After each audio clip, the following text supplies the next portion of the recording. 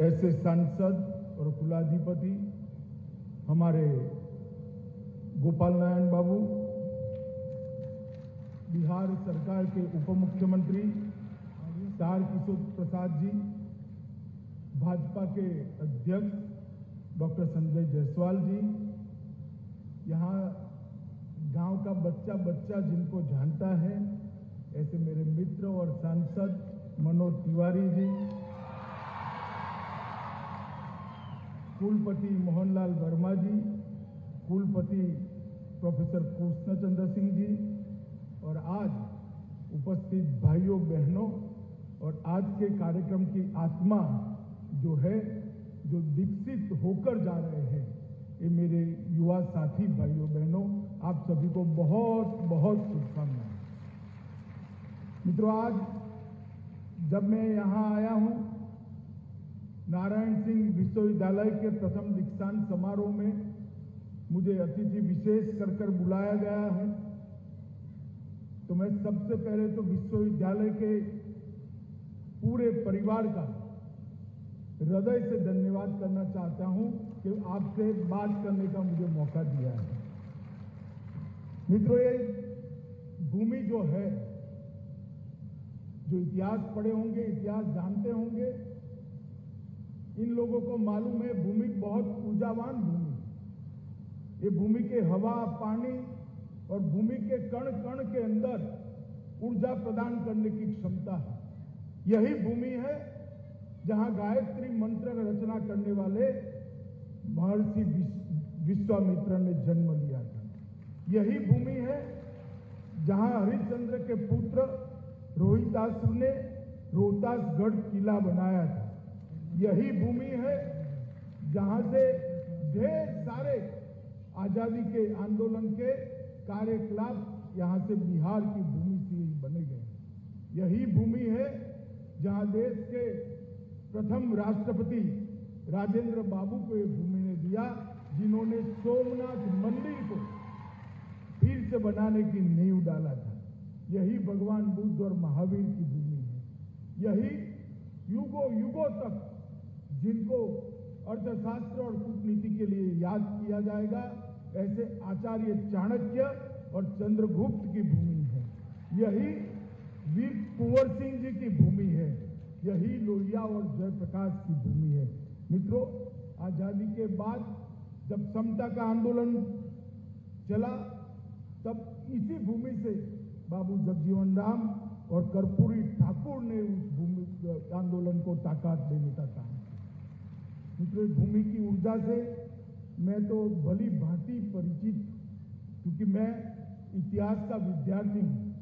1100 साल तक अफगानिस्तान से लेकर लंका तक पूरे इतने विशाल देश का, जिसमें ब्रह्मदेश, बांग्लादेश सब समाहित होता है, वो पूरे देश का शासन 1100 साल तक बिहार की भूमि से चला है। और वो भूमि आप सभी विद्यार्थियों को गौरव होगा, अनेक यूनिवर्सिटियों की रचना की भूमि। यही नालंदा विद्यापीठ था।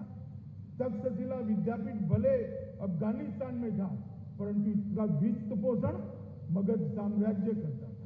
और यहां से चाणक्य ने ही तक्षशिला विद्यापीठ को विश्व प्रसिद्ध बनाकर पूरे विश्व के लोग तक्षशिला विद्यापीठ में विद्याभ्यास के लिए आए, इसकी यहां पर स्थापना की। वो बिहार को फिर से एक बार ऊर्जावान बनाने का, बिहार को गौरवान्वित करने का काम आज बिहार के युवाओं ने करना है। मैं बहुत बहुत बधाई देना चाहता हूं गोपाल बाबू को, क्योंकि गोपाल बाबू को मैं जानता हूं, किसी भी क्षेत्र में काम करते तो आगे बढ़ सकते, परंतु इन्होंने विद्या का क्षेत्र चुना और इस क्षेत्र के अंदर ढेर सारे इंस्टीट्यूशन बने। मैं तो आश्चर्यचकित रह गया था जब पार्लियामेंट में एक बार मुझे मिलकर इसका वर्णन करना। यहाँ मेडिकल पढ़ाया जाता है, नर्सिंग पढ़ाया जाता है, फार्मेसी पढ़ाई जाती है, लॉ पढ़ाया जाता है, पैरामेडिकल स्टाफ का भी यहाँ ट्रेनिंग होता है, MBA पढ़ाया जाता है, कॉमर्स पढ़ाया जाता है, जर्नलिज्म पढ़ाया जाता है, कम्युनिकेशन पढ़ाया जाता है और यहाँ पर लाइब्रेरी साइंस भी पढ़ाया जाता है। इसके साथ साथ एग्रीकल्चर इंस्टीट्यूट भी बना है। कुछ छोड़ा नहीं, पूरे क्षेत्र के अंदर इस प्रकार के एक ही अमरेला में एक प्रकार की ऐसी संस्था की रचना की है जिससे यहाँ के बच्चों को पढ़ने के लिए कहीं बाहर जाने की आवश्यकता ही न हो। मित्रों, जब एक विद्यालय बनता है तो अनेक युवाओं के, बच्चों के जीवन में विद्या का प्रकाश करता है। विद्या का प्रकाश ही अज्ञान के अंधकार को दूर करता है और विद्या का प्रकाश ही व्यक्ति के जीवन के अंदर आगे जाने का रास्ता प्रशस्त करता है। आप सभी लोग आज यहां से दीक्षित होकर बाहर जा रहे हैं। कुल मिलाकर 791 विद्यार्थी, बहुत बड़ी संख्या है सर। 791 विद्यार्थी यहां से दीक्षित होकर जा रहे हैं और 293 विद्यार्थी मेडिकल के छात्र हैं। उसमें 793 विद्यार्थी अगर एक बार संकल्प कर ले कि हमारा बाकी का जीवन इस देश को विश्व में सर्वप्रथम पहुंचाने के लिए हम करेंगे, तो मैं मानता हूं एक बहुत बड़ी ऊर्जा की निर्मित है। आपको शायद मालूम नहीं है, जब आपको आज डिग्री मिल रही है, ये डिग्री इसी साल में मिल रही है जो आजादी का अमृत महोत्सव। 75 साल हो गए देश की आजादी को। कई लोग कहते हैं कि 75 साल में हमें बहुत पिछड़ गए। मैं निराशावादी आदमी नहीं, मैं आशावादी आदमी हूं। 75 साल में एक मजबूत नींव डालने का काम हमारे पुरखों ने किया है। हमारा दायित्व है कि आने वाले 25 साल में देश की जब शताब्दी मनाई जाए आजादी की, तब हर क्षेत्र के अंदर देश विश्व में सर्वोच्च स्थान पर बैठा हो।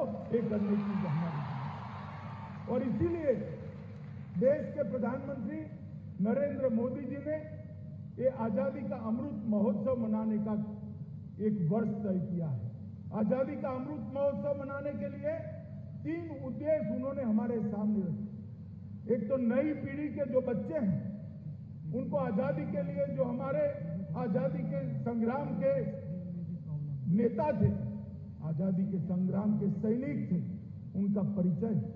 ढेर सारे लोगों ने, लाखों लोगों ने घर बार छोड़ दिया, विद्याभ्यास छोड़ दिया, पूरा जीवन का बलिदान दिया, तब जाकर आज हम आजाद हिंदुस्तान के अंदर आजादी के साथ, अपने अधिकार के साथ सांस ले रहे हैं। अगर वो लोग अगर संघर्ष न करते तो आज भी हम गुलामी की जिंदगी जीते हैं। वो 75 साल पहले और 90 साल 1857 से 1947 तक जिन लोगों ने अपना सर्वस्व बलिदान किया, उनको आज नई पीढ़ी जाने, वो बहुत जरूरी है, क्योंकि उनके त्याग और तपस्या का इतिहास जानकर ही देश के लिए जज्बा, जीने का जज्बा पैदा हो सकता है। आज मैं सारे बच्चों को कहना चाहता हूं, मैं भी आजादी के बाद पैदा हूं, आप भी आजादी के बाद पैदा हुए। आजादी के लिए मरना हमारे भाग्य में नहीं, देश के लिए मरना सबके भाग्य में नहीं होता है, परंतु देश के लिए जीना हमारे हाथ में होता है। हमारा जीवन अगर देश के लिए जीने का हम निश्चय करते हैं तो बहुत बड़ी ताकत देश को मिलती है। मित्रों, आज वीर कुंवर सिंह जी ने जिस दिन अंग्रेजों के सामने एक निर्णायक विजय प्राप्त की थी, वही 23 अप्रैल का दिन है जब अंग्रेजों को हराते हराते 80 साल के वीर कुंवर सिंह ने अंग्रेजों के दांत खट्टे कर आरा और सासाराम को मुक्त करा। और वीरता की पराकाष्ठा देखिए, जब बाएं हाथ पर गोली लगी, दाएं हाथ में तलवार पकड़कर बायां हाथ काटकर गंगा में बहा दिया और आगे लड़ने के लिए वो 80 साल का वृद्ध आदमी निकल पड़ा। वो वीरता की परम चीज है। और उसी दिन, वही पवित्र दिन, आज आपको डिग्री मिल रही है। मित्रों, मोदी जी ने बिहार के शिक्षा के बारे में जो उज्जवल इतिहास है, उसको देखते हुए एम्स दरभंगा में बनाया है। बोधगया में IIM बना है, पटना में NIT बनाया है, नालंदा इंटरनेशनल यूनिवर्सिटी पुनर्जीवित करी है, आर्यभट्ट नॉलेज यूनिवर्सिटी बनाई है, चाणक्य नेशनल लॉ यूनिवर्सिटी बनाई है, ढेर सारे शिक्षा संस्थान मोदी जी ने बिहार के अंदर चालू किए हैं, क्योंकि ये भूमि की ऊर्जा, इसका समुचित उपयोग देश के विकास के अंदर होना चाहिए। मित्रों, आज काफी सारे लगभग 300 विद्यार्थी यहाँ से मेडिकल क्षेत्र के अंदर अपना पदार्पण करेंगे। आज आप इस प्रतिज्ञा लेने के बाद आज आपको लोगों के इलाज करने का अधिकार है। ये प्रतिज्ञा के 4 कोने के अंदर रहकर आप किसी भी गरीब का, किसी भी मानवी का जीवन बचा सकते हैं। उस वक्त मैं आपको कहने चाहता हूं कि आपके उज्जवल भविष्य के लिए मोदी जी ने एक बहुत बड़ा फील्ड तैयार करके रखा है। स्वास्थ्य के क्षेत्र में आजादी के बाद 70 साल तक टुकड़ा टुकड़ा टुकड़ा काम होता था। मोदी जी ने एक होलिस्टिक अप्रोच के साथ स्वास्थ्य को फोकस किया। सबसे पहले स्वच्छ भारत अभियान चलाया, जिससे बीमारी जड़ से ही नाबूद हो जाए। आज भारत का कोई घर ऐसा नहीं है जहां शौचालय न हो, ये काम समाप्त कर दिया। इसके बाद फिट इंडिया मिशन चलाया, जिसके तहत युवा अपने शरीर को फिट करने के लिए मेहनत करते हैं और रोगों को शरीर से दूर करते। उसके बाद में पोषण अभियान चलाया, जिसके कारण कुपोषण के कारण शरीर में जितनी भी बीमारियां आती हैं, इम्यूनिटी कम होती है, जो बीमारी को आने का गेटवे है वो न हो। मिशन इंद्रधनुष बनाया, बच्चा बचपन से ही रोग रहित हो, इसलिए टीकाकरण का इंद्रधनुष बनाकर हर रोग से टीका देकर उसको सेव करने का काम मोदी जी ने किया। फिर आयुष्मान भारत की योजना लेकर आए, जिससे देश के 80 करोड़ लोगों को, फिर से एक बार मैं आपको कहना चाहता हूं कितना बड़ा मार्केट पोटेंशियल आपके लिए मोदी जी ने तैयार किया है। 80 करोड़ लोगों को 5 लाख तक के इलाज के लिए 1 पैसे का खर्च करने की जरूरत नहीं है। नरेंद्र मोदी सरकार वो सब गरीबों का पैसा चुका। जो बच्चे आज MBBS, MD, MS होकर जा रहे हैं, उनके मन में भय होगा कि गांव में चले जाएंगे, हमारा गुजारा कैसे होगा। डरिए मत, गरीब से गरीब लोगों तक अपने परिवार के लिए सालाना 5 लाख खर्चा नरेंद्र मोदी सरकार करती है, जिससे आपके अस्पताल अपने आप ब्रेक इवन पॉइंट के बाहर आने वाले हैं। इसके साथ साथ जल जीवन मिशन चालू किया, शुद्ध पानी हर व्यक्ति के घर में पहुंचे, जिससे इसका शरीर रोगों का घर न बने। जन औषधि केंद्र चालू किया, जिससे हर दवाई 30% से 90% सस्ती गरीब आदमी को मिले। और तहसील सेंटर पर एक वेलनेस सेंटर बनाने की भी शुरुआत की है। 5 साल के बाद भारत की हर तहसील में एक वेलनेस सेंटर मिलता है। नीट की एग्जाम चालू की है। मॉडर्न मेडिकल साइंस से जुड़े हुए इंफ्रास्ट्रक्चर और ह्यूमन रिसोर्स के विस्तार के लिए ढेर सारी चीजें शुरू हुई हैं। एक जमाने में 2013-14 में भारत में प्राइवेट और सरकारी मेडिकल कॉलेज की संख्या 387। मेरा विद्यार्थियों से अनुरोध है, जरा जोर से बोलिए, कितनी थी? 387, 387। जरा बोलिए कितनी थी? और आज 8 साल के बाद 387 से बढ़कर 596, मतलब 600 मेडिकल कॉलेज देश में उपलब्ध है। पहले हर साल 51,000 डॉक्टर पढ़ लिख कर बाहर आते थे MBBS। आज 51,000 से बढ़कर 89,500 डॉक्टर बाहर आते हैं। पहले 31,100 PG डॉक्टर बाहर आते थे, आज 60,200 PG डॉक्टर हर साल लोगों की सेवा करने के लिए बाहर जाते हैं। मित्रों, इंफ्रास्ट्रक्चर जो नरेंद्र भाई ने बनाया है, उसने देश के हेल्थ सेक्टर का पूरा सिनेरियो बदलने का काम किया है। मित्रों, बिहार के अंदर भी बिहार सरकार ने ढेर सारी चीजें करी हैं। मैं सिर्फ इतना ही कहना चाहता हूं, यहाँ जो भी अलग अलग विधाओं के छात्र आज डिग्री लेकर जा रहे हैं, मोदी जी ने चाहे कोई भी क्षेत्र हो, हर क्षेत्र के लिए विश्व के साथ आप आपकी स्पर्धा कर पाओ, इस प्रकार का प्लेटफॉर्म खड़ा करने का काम नरेंद्र मोदी जी ने किया है। स्टार्टअप की योजना शुरू करी है, स्टैंड अप की योजना शुरू की है। हर क्षेत्र के अंदर युवाओं को मौके मिले, इसलिए ढेर सारी सुविधाएं नरेंद्र मोदी जी ने की है। जरूरत है देश का युवा जज्बे के साथ काम करे, देश का युवा सिर्फ अपने लिए काम न करे, देश का युवा दूसरों के लिए काम करे। अगर गोपाल बाबू इंडस्ट्री लगाने का निर्णय करते तो आप लोग अच्छे से पढ़ पाते क्या?